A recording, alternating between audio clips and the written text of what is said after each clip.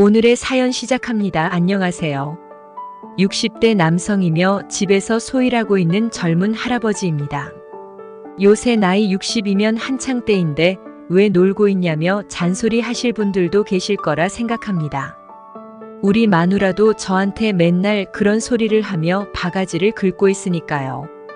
제가 원래는 아파트 경비원으로 두어 달 전까지는 일을 하고 있었습니다. 마누라는 집 근처 반찬 가게에서 일하고 있었고요. 하지만 지금은 둘 다 놀면서 서로 주거니 받거니 신세 타령하고 있지요. 저는 한동안은 노가다판에서 지게로 돌도 나르고 그것도 몸이 상해서 못하겠다 싶을 때는 고물이나 박스나 병 같은 것을 주우러 다니기도 했습니다. 그러다가 다시 세상의 꿰매 빠져서 보이스피싱인 줄 모르고 돈을 많이 준다 해서 그걸 하다가 걸려서 이리저리 가족들 심장을 들었다 놨다 하기도 했습니다. 마누라는 학교 화장실 청소부로 일하기도 했고 그마저도 일이 고돼서 하기 싫다며 그만두고는 이상한 여자들이랑 어울려서 묘한 남자들을 만나서 돈을 이리저리 끌어다 쓰기도 했습니다. 아이들에게는 우리가 어떻게 사는지 바로 말할 필요가 없었지만 속으로는 참 부끄러웠고 민망했습니다. 그리고 이런 부모에 비해 반듯하게 자라준 아이들이 참 고맙다는 것을 이제야 조금씩 느끼고 있습니다. 원체 제가 가진 기술이 없다 보니 마누라가 생업 전선에 같이 나서야 했고 마누라 역시도 한창 인생을 준비해야 할 청소년기에 아무것도 해놓은 것이 없었으니 저랑 다름없이 살아왔지요. 그리고 우리와 똑같은 인생을 애들한테 물려주기 싫어서 우리는 아이들에게 늘 말해왔습니다. 뭐가 됐건 간에 안정되게 돈 벌 수 있는 기술을 배워놓아라. 자신이 가진 재능이 특출나다 싶으면 그 길로 매진해서 미래를 준비해라 하고 말입니다.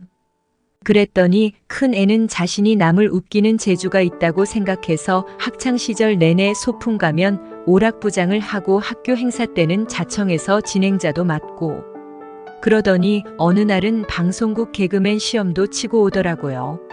하지만 계속 떨어지다 보니 나중에는 밤무대에 직접 찾아가서 끼를 선보이고 거기서 일하기 시작하더니 지금은 밤무대 가수들을 관리하고 스케줄 잡아주는 사무실을 꾸려가고 있습니다. 우리 둘째는 클 때부터 멋부리던 자신의 성향을 반영해서 옷가게에서 일하면서 장사 재능을 인정받아서는 온라인 옷 쇼핑몰을 하고 있습니다. 부부가 교대로 교도소에 들어가 있을 동안 그 아이들을 맡아서 키워주며 저희 같은 어른이 되지 말라고 정신교육을 단단히 시켜준 우리 부모님 덕분에 그나마 아이들 농사는 빵점은 안 된 것이라고 생각하고 있습니다.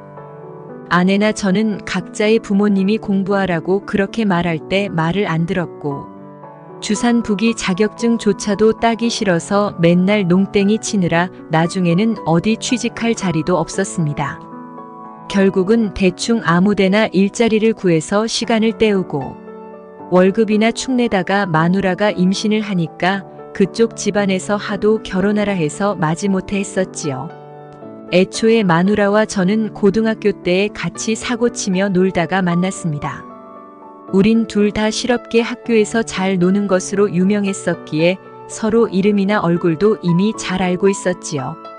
마누라는 부모 몰래 돈 훔쳐가지고 나이트에 와서는 남자들이랑 어울리고 술 담배도 하고 그날 기분 따라서는 여관으로 바로 직행해서 그렇고 그런 짓을 하고는 다음날 오전에 여관을 나와서 시내를 배회하다가 오후 늦게 학교 가서 담임한테 실컷 두드려 맞고는 집으로 가는 것이 일상이었습니다. 저도 별반 다를 바 없었고 우린 그때 자신의 앞에 다가올 인생이 어떠할지 생각도 못하고 마구 살았던 거죠. 집이 잘 살지도 못했지만 어떡건 춤추러 갈 비용은 삥 뜯어서라도 마련을 했고 그 덕분에 침침한 골목길에 버티고 서서 어린애들을 상대로 겁을 주면서 우리들의 치기 어린 시절을 버텨왔습니다. 하지만 막상 사회로 나와보니 우리 같은 것들을 받아줄 데가 없다는 것이 현실로 다가와서 은근히 두려웠지만 그래도 최소한 저만큼은 이 세상에서 살아남으리라 믿었습니다. 마누라도 그런 오만심이 있었던 거고요.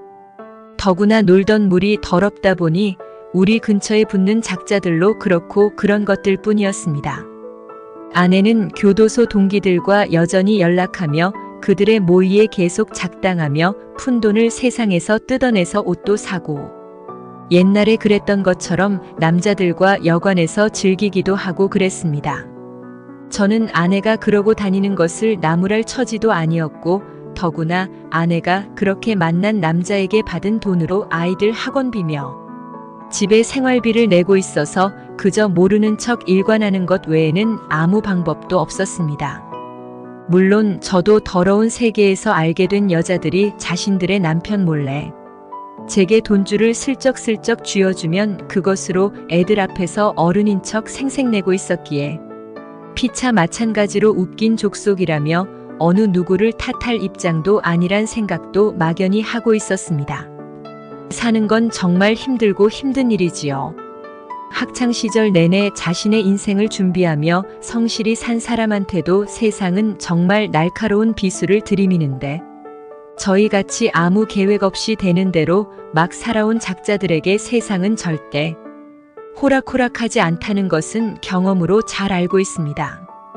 그런데도 아직 젊으니까 하면서 그저 나이 들면 달라지겠지 하는 안일한 마음으로 훔치고 뒤통수 치고 뺏고 논리도 아닌 것으로 마구 우기고 그랬습니다. 부끄러운 줄도 모르고 말이지요. 그리고 이제 저의 아이들이 저희를 닮지 않고 어떻거나 자기 가진 것을 바탕 삼아서 세상에서 열심히 밥벌이 하는 것을 보니 문득 부끄러워지기 시작하더군요. 우리 첫째는 밤무대 일하면서도 주말 낮에는 편의점에서 잠깐씩 알바도 했습니다. 처음에 신인으로 무대에 설 때는 인지도가 높지 않으니 그걸로는 생활비가 모자라서 시급 몇천 원이라도 벌어보겠다며 아등바등댔던 거지요. 돈 없으면 이리저리 머리 굴려서 나쁜 인간들에게 배운 대로 막 굴러먹었던 저는 우리 애의 그런 모습을 보았을 때 한편으로는 한심하다며 속으로 은근히 비웃었습니다.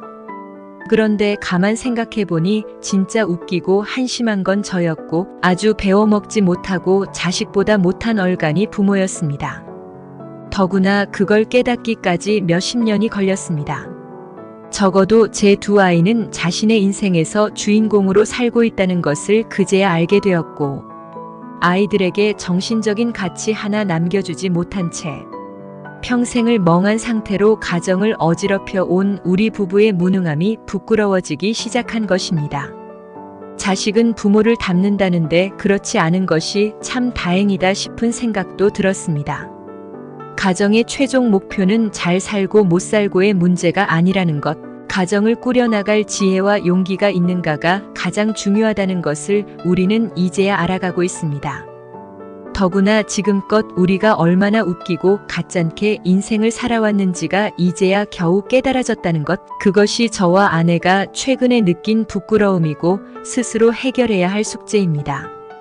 일단은 마누라나 저나 얼른 성실한 일자리에 취직을 하고 열심히 사는 것부터가 시작이겠지요. 젊은 날 아무리 후회해도 돌이킬 수 없는 것이 인생이잖아요. 오늘의 사연 읽어주셔서 감사합니다.